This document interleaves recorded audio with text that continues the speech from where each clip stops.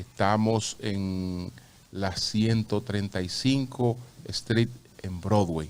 Así es que vamos pues desde aquí, desde el Centro de Pediatría 2000, a hacer nuestro programa en el día de hoy. El tema sanitario, desde luego, tendrá prioridad en todas nuestras conversaciones, pero al igual todas las informaciones que resulten de interés. Buenos días a todo el equipo.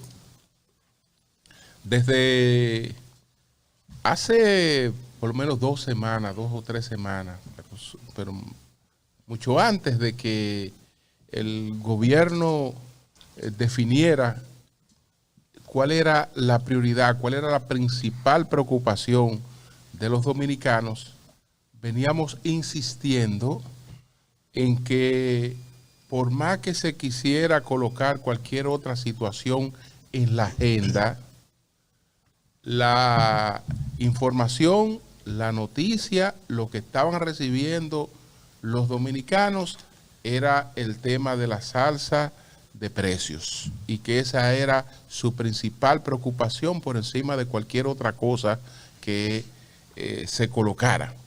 El gobierno, desde luego, que esta semana ha demostrado que entiende que eso es así y ha tratado de ver cómo responde a ese desafío.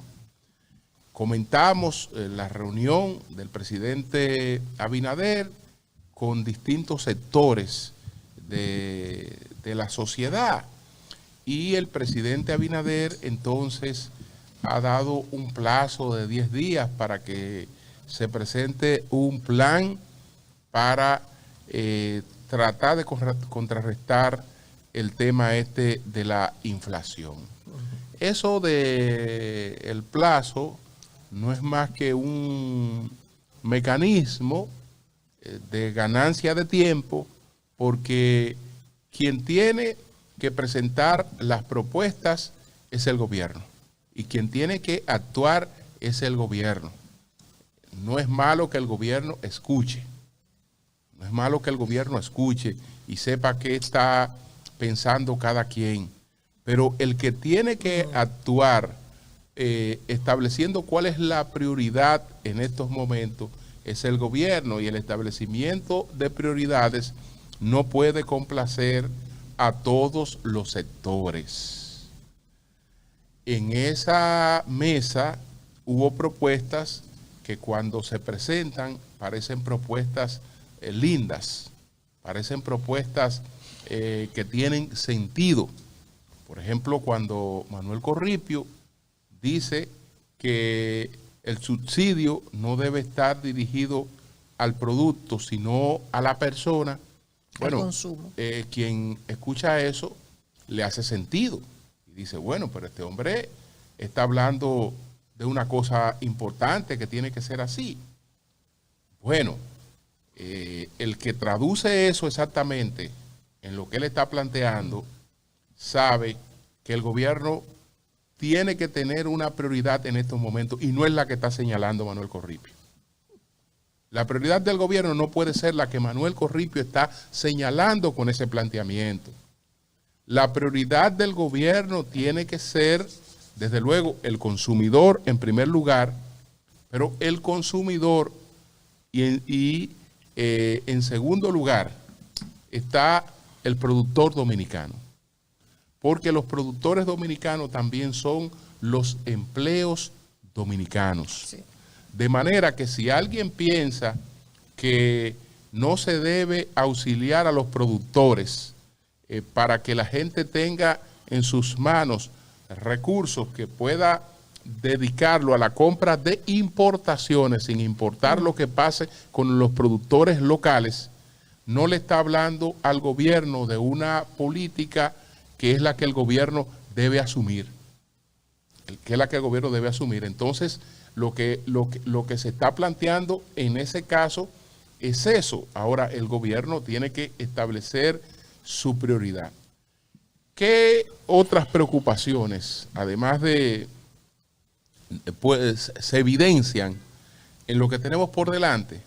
Fíjense que nos hemos reunido en torno a una mesa como si nosotros fuéramos una economía con desarrollo y hasta con pleno empleo. ¿Por qué? Porque todo lo que estamos discutiendo tiene que ver con la carestía de los alimentos y con los ingresos, por una parte. Y entonces las soluciones están en ese sentido.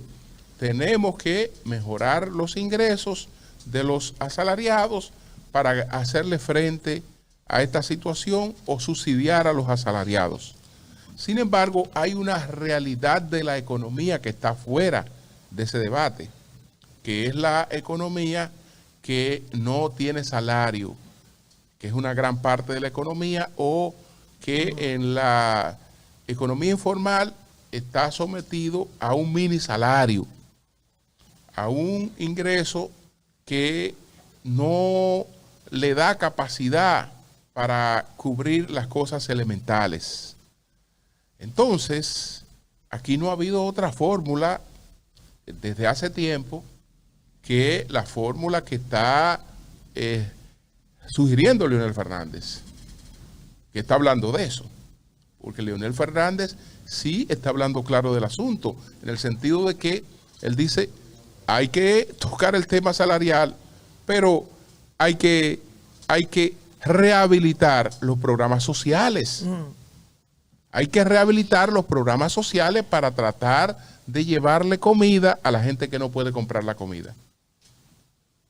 Hay que hacer eso.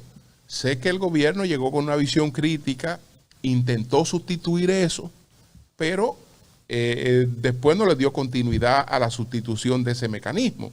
Y en definitiva, ahora no hay ninguna política de auxilio a la gente que tiene serias dificultades para completar una semana.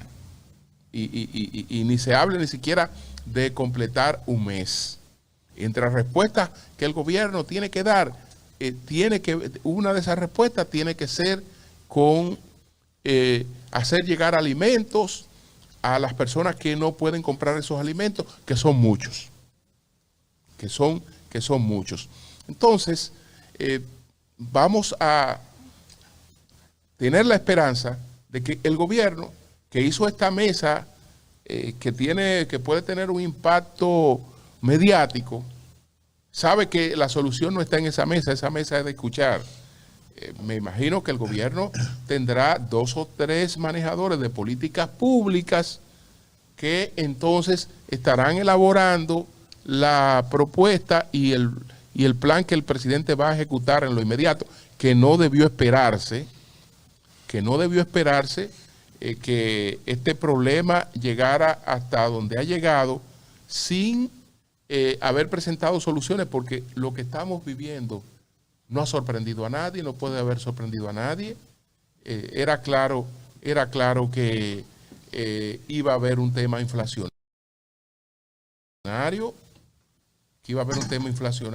Es cierto que ese tema inflacionario tiene un gran componente importado, es decir, que en gran medida no es por factores locales, pero estaba claro que iba a haber un componente inflacionario y que a eso iba a dar respuesta y que eso no se podía sustituir con ninguna otra cosa. Entonces, aguardemos a ver con qué se va a enfrentar esta situación, que desde luego es una cosa que no puede evadirse. No puede evadirse. Los romanos hablaron de pan y circo. Ni siquiera hablaron de circo y de pan, no. Hablaron de pan y circo.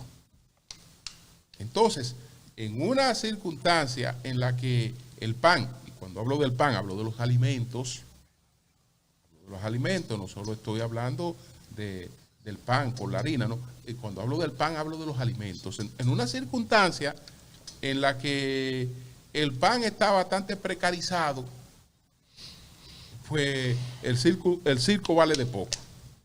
El circo lo que puede tener son efectos de boomerang en unas circunstancias como esa. Lo propio, el gobierno tiene que tener cuidado con otros temas. que también parecen temas de desarrollo, parecen temas de modernización.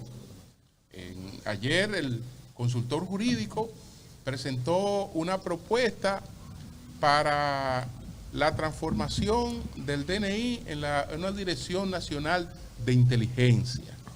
Y todo lo que dijo él sugiere modernización.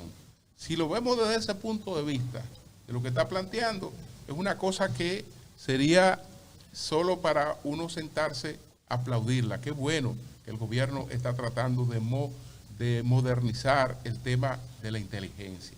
Pero eso es viéndolo así, en la parte bonita.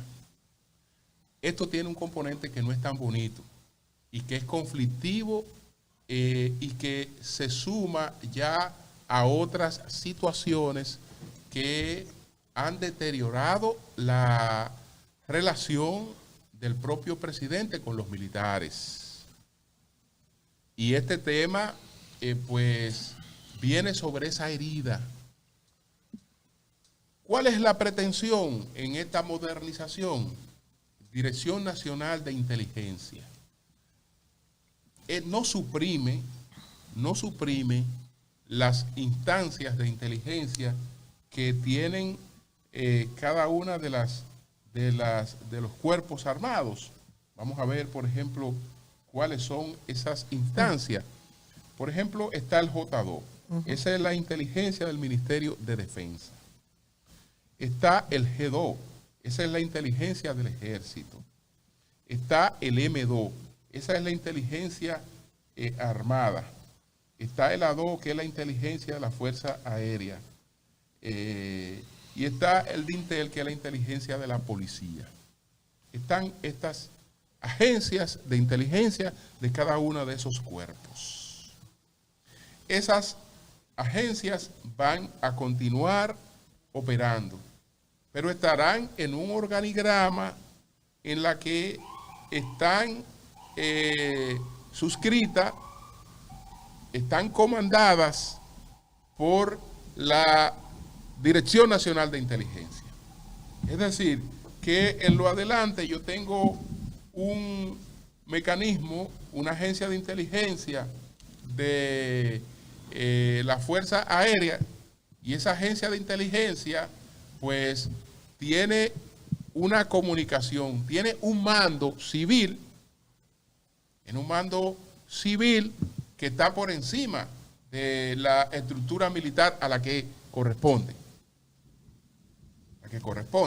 Y de lo que se trata entonces es de una disminución del poder, es de una lucha del poder.